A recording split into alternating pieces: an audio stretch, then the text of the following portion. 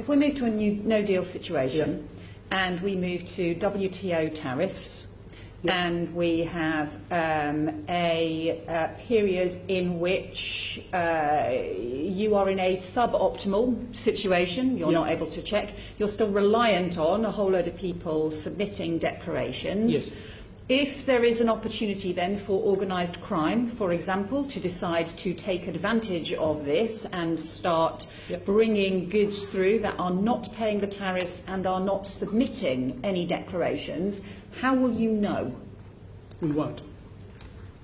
So you won't know if there's a massive explosion of organised crime taking advantage of a tariff gap after no deal? The government has not made any statements at all about whether it will or will not impose tariffs on intra-EU trade. But it will have a WTO situation. No, but hang on a minute, it could be zero.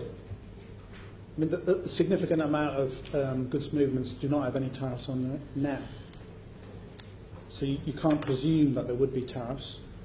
So you're asking me, hypothetically, if we did impose tariffs, where the government has not made any position at all, if we did that, would we know? Well, to start with, the answer is, because business readiness is low for day one no deal, we anticipate that many businesses may not submit customs declarations, and we would need to go through what we've termed a managed transition, which I think was relevant to some of the questions you were asking earlier, into which we need to have a practical compliance model about what is flowing in and out of the country, and that may increase risks on revenues. Yes. So, and under the WTO rules with most favoured nation status, what proportion of areas would we have to introduce tariffs on, or would it be possible to introduce no tariffs without changing non-EU tariffs? So when the government's got something to say about tariffs, it'll say it.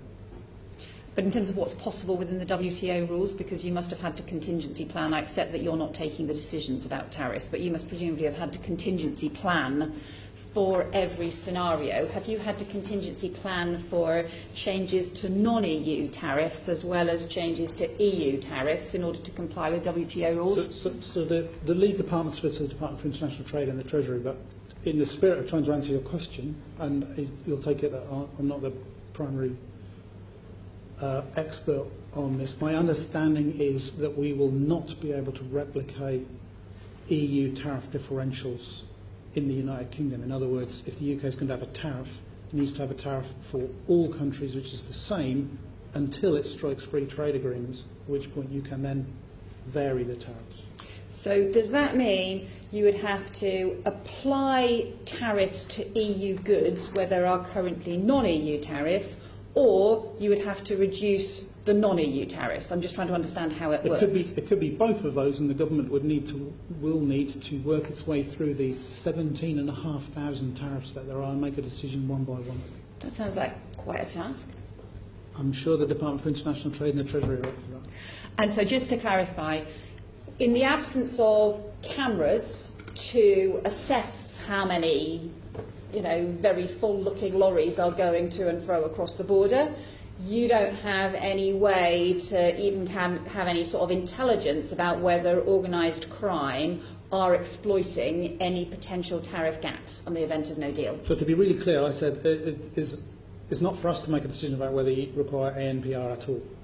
Right? It would be for somebody else to make a decision about. What we need is, we will be asking for a customs declaration, which you can match with what mode of transport are these goods moving on, and when are they arriving at the United Kingdom.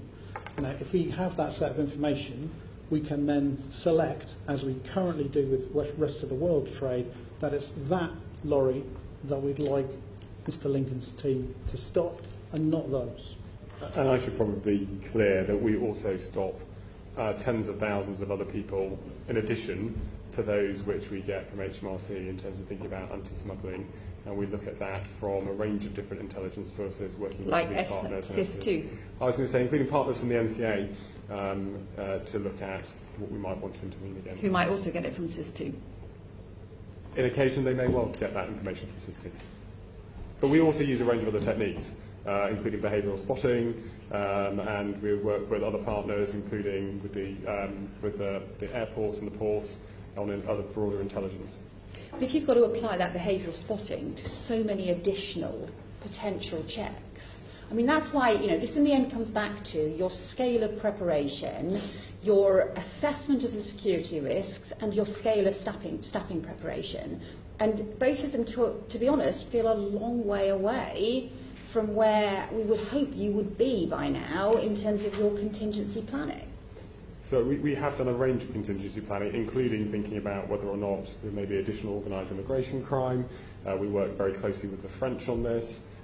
We have, the Prime Minister signed up with President Macron to additional things in the Santos Treaty for us to work with the French. They're a key partner in part of this.